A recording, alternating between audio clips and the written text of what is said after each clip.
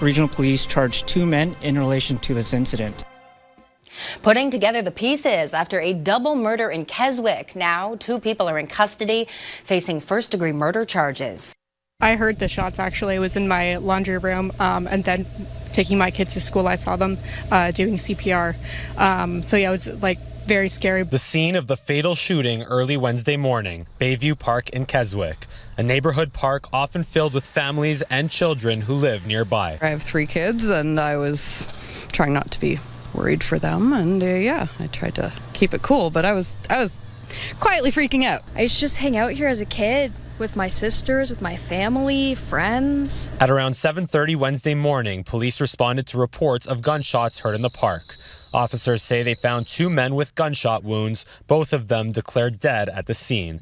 One, a 21-year-old from Keswick, the other, a 39-year-old man, police not disclosing where he was from. It's very concerning for us as officers, but especially for the community who reside in that neighborhood. On Wednesday evening, 2 Barrie men, a 19-year-old John McKay and a 21-year-old Ethan Pashik McNeil, were arrested and charged with first-degree murder. This was a targeted incident. There is no threat to public safety. The relationship between the 2 victims and the 2 Barrie suspects remains under investigation, but according to the release from police, they have reason to believe they knew each other.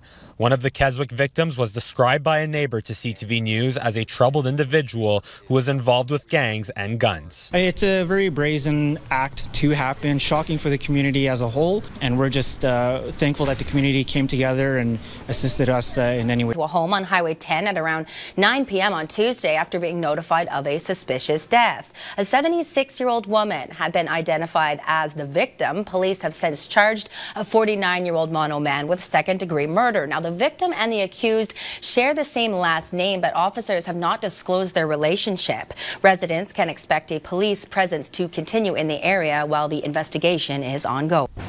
The Crown presented a video to the jury of a police interview from 30 years ago with a woman named Wanda Sherwood, who said she was friends with Catherine Gennaro and was on the phone with her the morning she died. Sherwood told police she had dated Woody Theakston, the biker Gennaro sold cocaine for out of her apartment. She said Woody and a man named Paul Daigle, who testified earlier this week, discovered Gennaro's body October 10, 1994, while they were at her apartment looking for narcotic cough syrup. The woman told police she was sick, and Woody, who had a key to Gennaro's unit, knew she had that cough syrup at her place. Wanda told police Woody thought Gennaro had slit her wrist because of all the blood they found. A neighbor who often used Gennaro's home phone testified she had seen 2 men in the kitchen that night shuffling through cupboards and drawers. On trial for second-degree murder is Bruce Ellis, who dated Gennaro in the months prior to her death. The court has heard weeks prior to her death, Gennaro told Ellis's ex-wife Karen he'd got her pregnant and spread rumors that Bruce had contracted AIDS from an exotic dancer. Today, the court also heard from a man who found Gennaro's missing phone in a Barrie Creek in March of 1995.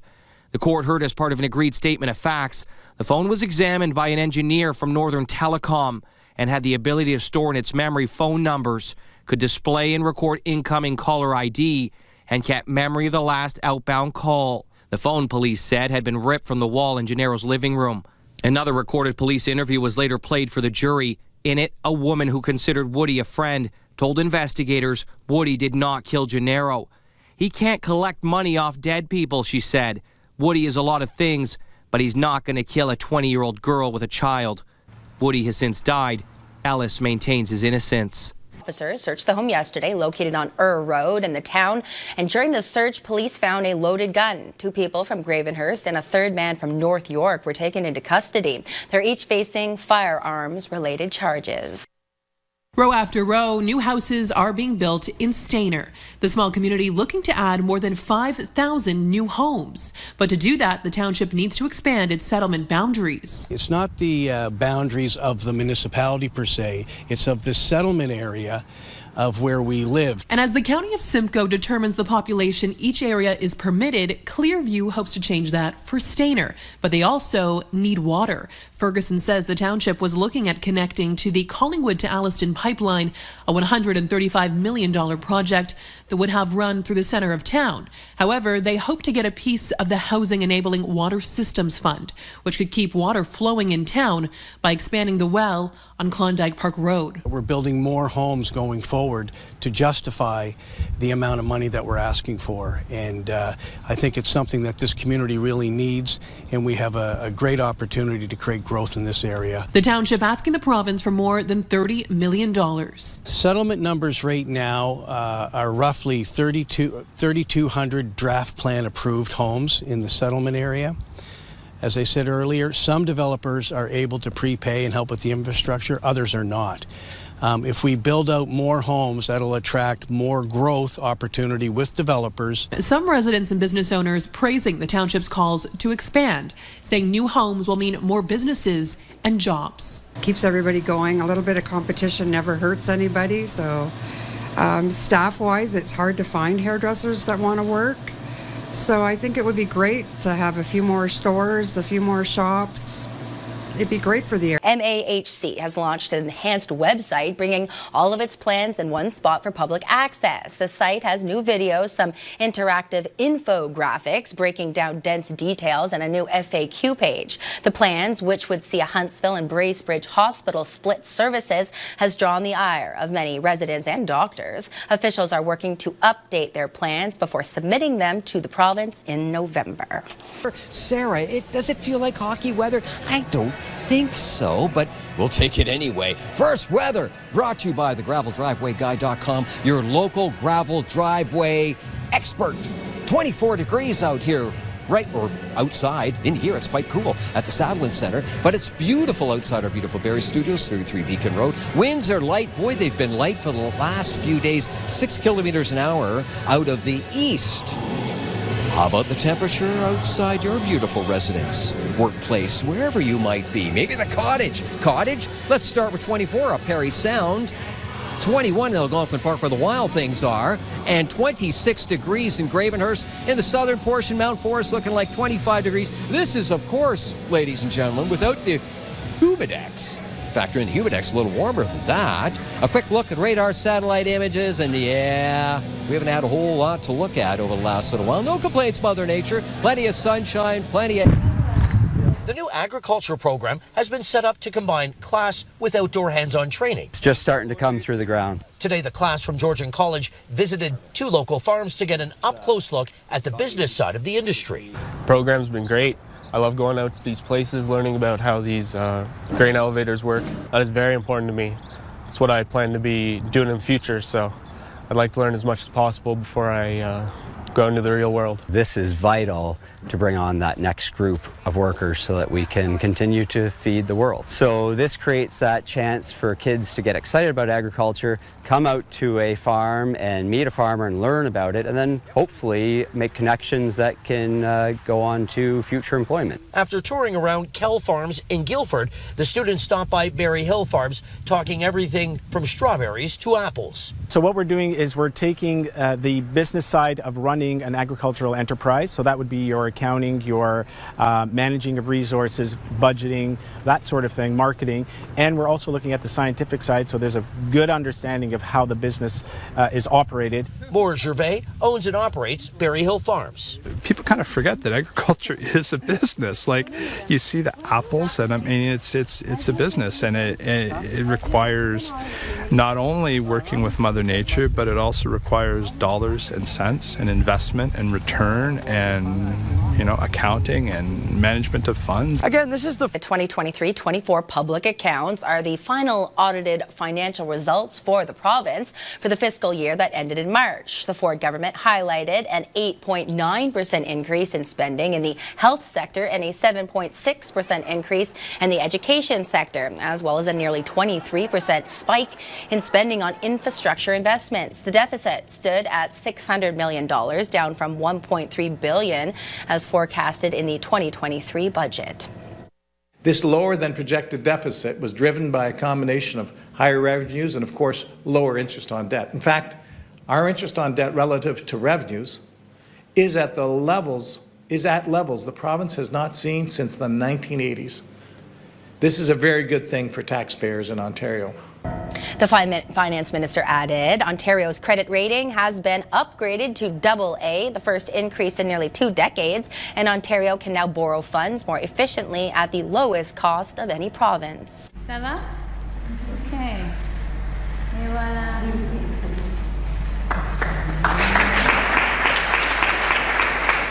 I find this story fascinating. Italian police officially returned the roaring lion to the Canadian ambassador. The portrait was taken from the Chateau Laurier in Ottawa in late 2021 or early 2022, and it was replaced with a fake, but no one noticed until months later when a hotel worker thought it was hanging a bit strangely on the wall. Turns out it was sold by auction to a collector in Italy who had no idea he bought a stolen portrait. A man from Ontario has been arrested and charged. France and the United States are united in calling for restraint and urging de-escalation when it comes to the Middle East in general and when it comes to Lebanon in particular. Israel's defense minister today said it has begun a new phase in the war as the Israeli military released new video showing what it says were Israeli strikes on Hezbollah targets in Lebanon. But Hezbollah's leader saying the attacks were massacres and could be called a declaration of war. CTV's Jean-Vieux Beauchemin brings us more. Lebanese soldiers blew up suspicious devices, fearing unexploded pagers and walkie-talkies might go off. But it was 2 sonic booms from Israeli warplanes in the sky over Beirut that shook buildings today. This as Hezbollah leader Hassan Nasrallah was speaking, accusing Israel of breaking all conventions and laws of crossing a red line. He vowed retribution would come. Nasrallah acknowledged Hezbollah had been dealt a severe blow, but militants fired missiles and drones at Israel again today. At least 8 people were wounded. Hezbollah says this will continue until the war against Hamas ends. Israel made no mention of the wireless device attacks, but said it had entered a new phase and struck Hezbollah targets in southern Lebanon. Israel is responding with force to this aggression by Hezbollah. We will use all means necessary to restore security to our northern border and to safely return our citizens to their homes. The UN has urged both sides to back away from all-out combat, warning that the safety of civilians is paramount. The sabotaged wireless devices containing powerful explosives were reportedly handed to Hezbollah operatives months ago. But the explosions triggered remotely also injured civilians, including children and elderly people. They also shattered any sense of security. Who can feel safe in this situation, asks this man. When I heard what happened, I left my cell phone and my motorcycle and walked. I have informed the Prime Minister of a resignation as Canada's Transport Minister and Quebec Lieutenant, effective immediately. So Pablo Rodriguez has left the Liberal caucus to pursue the Quebec Liberal Party leadership. He will sit as an independent MP until next January when his campaign begins. Hours after the announcement, Treasury Board President Anita Anon was sworn in as the new Transport Minister. Public Services and Procurement Minister Jean-Yves Duclos will become the government's new Quebec lieutenant. I've just met with Her Honour Lieutenant Governor Brenda Murphy to request that election be called. This election is a clear choice for New Brunswickers. Our PCNB team wants to keep building. After stabilizing the province's finances and managing through a global pandemic, we've finally been able to make progress on key issues like healthcare, addiction treatment, economic growth, and more. PC leader Blaine Higgs is seeking a 3rd term. The 33-day campaign is expected to focus on pocketbook issues and gender identity policies. Higgs's main rivals are Liberal leader Susan Holt and Green Party leader David Kuhn. Both are focusing on economic and social issues. Very, very unique project, how you can have one of those to hang on your wall too. Plus, it's a unique gallery designed and designated by Indigenous artists, and it's on display in Midland. We'll bring you details next here on CTV News Barrie.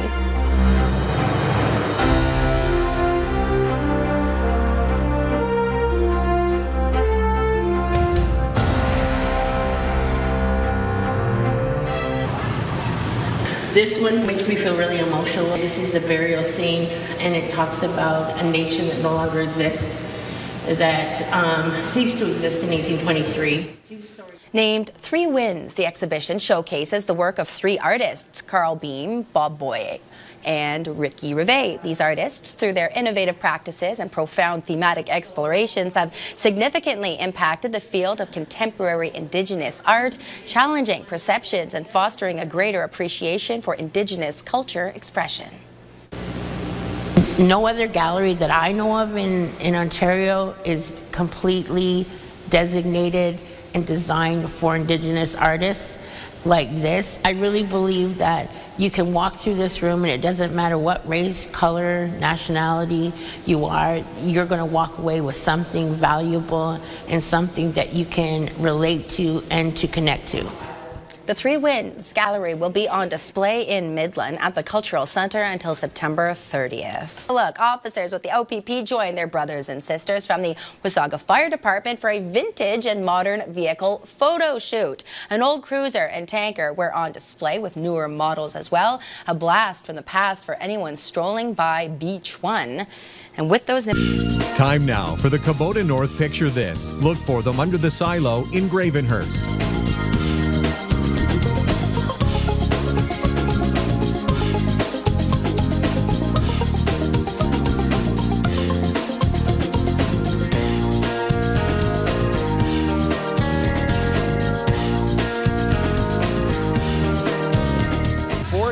And here we go, starting with the temperature outside your door. Why not throw in the Humidex too? What do you think, Super 6? Sure. Yeah.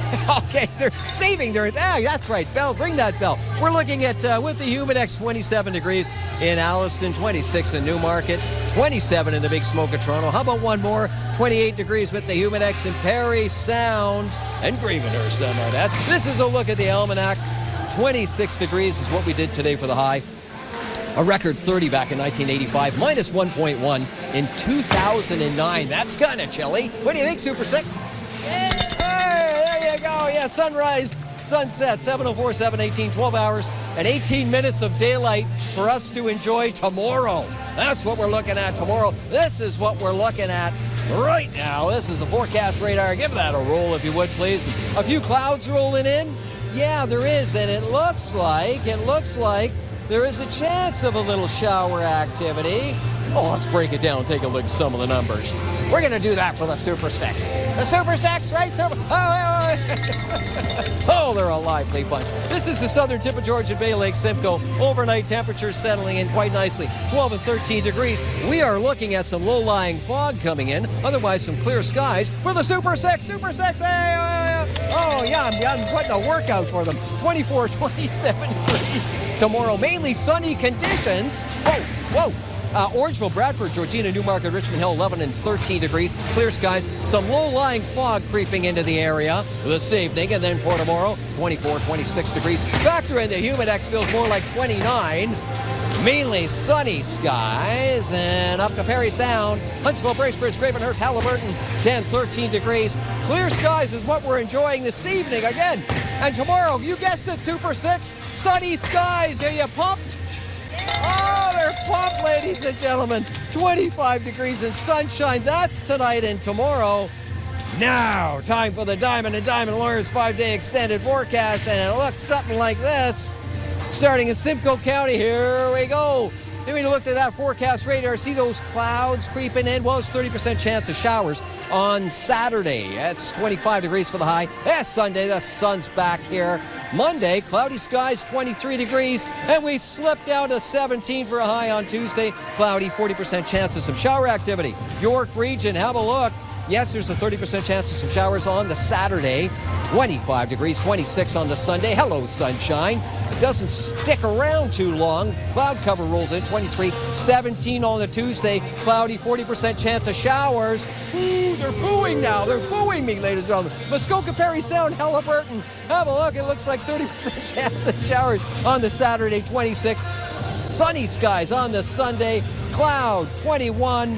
Monday and Tuesday, it looks like cloud cover and a 40% chance of showers, and we are only looking at a high of 17 degrees. So, Past the preseason, what exciting changes can we look forward to for this year's Colts? Is it more of a goal-scoring presence, more of a physicality? Well, I think it's a little bit of everything. It's the maturity of our hockey team. We were a young team last year, and we showed in the playoffs kind of how we can play with anybody. And, you know, I think our guys took that seriously this summer. They all worked hard. They came in great shape.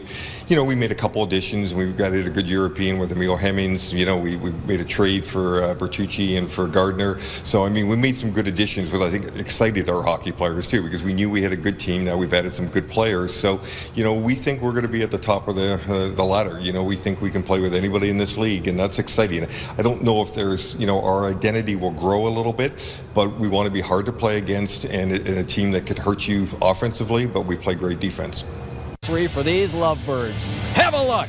Happy anniversary, Bob and Carol Angus, married September 19th, 1964. The lovebirds live in Sandy Cove Acres in Innisfil, have 3 kids, 9 beautiful grandchildren. Bob's a bit of a joker, incidentally, loves surprising Carol. In fact, right after the wedding, he wrote the newspaper. Yeah, and he made them print that the newlyweds, seen here, Mr. and Mrs. Robert Angus, will live in Don Mills, Ontario when they return from the honeymoon in Bermuda. Yeah, they were married in Wexford Presbyterian Church. Happy anniversary, 60th anniversary for... Michelin's 2024 restaurant selection gave 4 new restaurants a coveted star. Locally, the Pine in Creemore was recognized for a distinct dining experience that is informed by the chef's years working in China. Danico in Toronto, the Hexagon in Oakville are a few others. The restaurant Pearl Morissette in the Niagara region were also rewarded with a star. Sport minister is making headlines after announcing, yes, thousands in fundings, but also donating an organ that he hopes will help change the future. Stories now. 2 men from Barrie are facing first-degree murder charges after a deadly shooting in Keswick. Officers charged 19-year-old John McKay and 21-year-old Ethan Pashak McNeil late last night in connection to the double homicide that happened at Keswick Park on Wednesday morning. The victims are a 21-year-old from Keswick and a 39-year-old man. Police are not disclosing where he was from. Today, in the second-degree murder trial of Bruce Ellis, the jury watched police interviews with people who knew Catherine Gennaro, the young mother found murdered in her apartment back in October of 1994. This gave the court insight into Gennaro's final days and who may have been responsible for her death. And Clearview Township is looking to expand the community of Stayner. The township is hoping to attract increased development to the area to support a growing population. The township will be meeting with the county next week to learn more about whether or not these plans could be approved and on what timeline. Toronto Dominion Bank announcing today that longtime CEO Bharat Masrani will retire next April. The head of TD's Canadian retail division, Raymond Chun, will eventually take over the job. TD was recently walloped by a money laundering probe in the U.S. that will likely cost the bank billions in fines.